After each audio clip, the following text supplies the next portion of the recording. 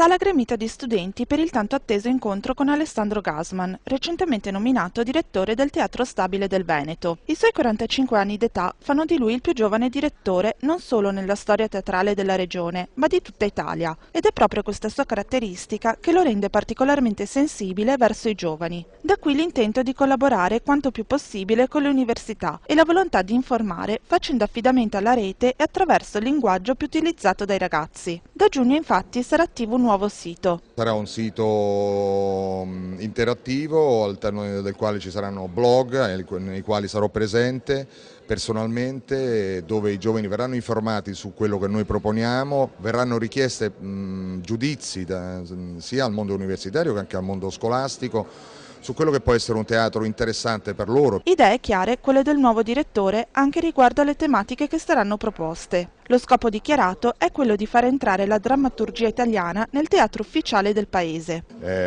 A mio modo di vedere è giusto continuare a curare quelli che sono i grandi tesori della storia del nostro teatro, parliamo di Goldoni, parliamo di Pirandello, di tutti i grandi classici, però al contrario di altri paesi europei, in questo paese la drammaturgia contemporanea viene sempre considerata o relegata in spazi alternativi. Io ho intenzione, lo stiamo già facendo con Roma nel suo cucciolo, ma lo faremo soprattutto dalla prossima stagione sia del Teatro Verdi che del Teatro Goldoni di Venezia, proponendo anche drammaturgie contemporanee e spettacoli diametralmente opposti, quindi parliamo non so, di Tutto su mia madre di Pedro Almodovar, parliamo di Manuel Kant di Thomas Bernhard, parliamo di autori che non spesso vengono proposti a un pubblico tra virgolette tradizionale.